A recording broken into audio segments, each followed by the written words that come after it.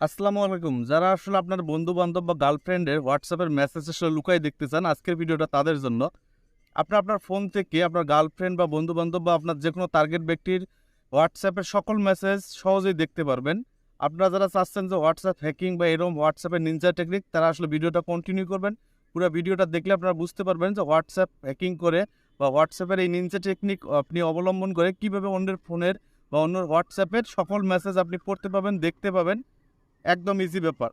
আশা করি পুরো ভিডিওটা আপনারা কন্টিনিউ করবেন এবং কন্টিনিউ করলে দেখতে পাবেন বা বুঝতে পারবেন কীভাবে এভাবে হোয়াটসঅ্যাপের হ্যাকিং করে। প্রথমে আপনি আপনার ফোনের Google Chrome ব্রাউজারে চলে যাবেন। Google Chrome ব্রাউজারটা ওপেন করবেন। ওপেন করার পর এই কর্নারে যে 3 ডটটা আছে, 3 ডটে ডেস্কটপ সাইটটা অন করে দেবেন। এখানে যে ডেস্কটপ সাইটটা আছে, এই ডেস্কটপ সাইটটা আপনি অন করে দেবেন। অন করে দেওয়ার পর এখানে সার্চ বারে আপনি লিখবেন WhatsApp web. WhatsApp web. Web লিখে এখানে সার্চ দেবেন। সার্চ দেওয়ার পর একটু দুয়ে দিয়ে আঙুল দিয়ে ধরে একটু জুম করে নেবেন। জুম করে নেওয়ার পর এখানে আপনার যে এই অপশনটা দেখতে পাবেন হোয়াটসঅ্যাপ এবং তার নিচে কুইক সেন্ড যে অপশনটা দেখতে পাবেন, এই কুইক সেন্ডে আপনার ক্লিক করতে হবে। উপরে নিচে অন্য কোনো কিছুতে ক্লিক করলে হবে না, কুইক সেন্ডের মধ্যে ক্লিক করতে হবে। আমি কুইক সেন্ডের মধ্যে ক্লিক করলাম। ক্লিক করার পর আপনি এরকম একটা ইন্টারফেস দেখতে পাবেন। এখানে একটু সময় দেবেন। পর আপনি এরকম একটা কিউআর কোড দেখতে পাবেন। একটু জুম করে ধরে বড় করে নেবেন বা একটু জুম আউট করে বড় করে নেবেন। এরকম করে জুম করে বড় করে নেওয়ার পর আপনি যার হোয়াটসঅ্যাপটা হ্যাক করতে চান তার ফোনের হোয়াটসঅ্যাপটা ওপেন করবেন। হোয়াটসঅ্যাপটা ওপেন করার পর লাস্টের যে 3 ডট মেনুটা আছে, হোয়াটসঅ্যাপটা ওপেন করার পর এই কর্নারে যে 3 ডট মেনুটা আছে, এই 3 ডট মেনুতে চলে যাবেন। চলে যাওয়ার পর এখানে যে লিঙ্কিং ডিভাইস যে অপশনটা আছে, এই লিঙ্কিং ডিভাইসে ক্লিক করবেন।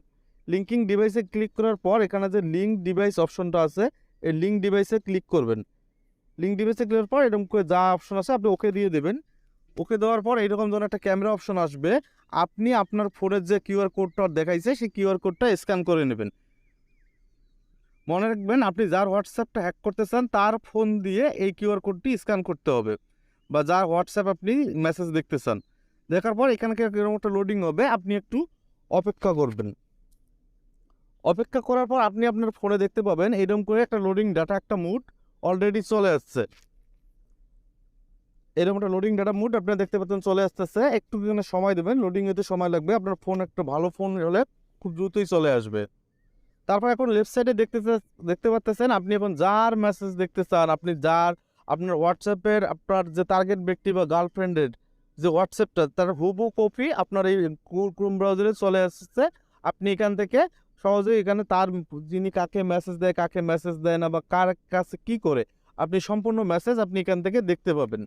এবং পরবর্তীতে আপনি এখানে যে গুগল ব্রাউজারটা কেটে দেন, পরবর্তীতে আবার কিভাবে ওপেন করবেন।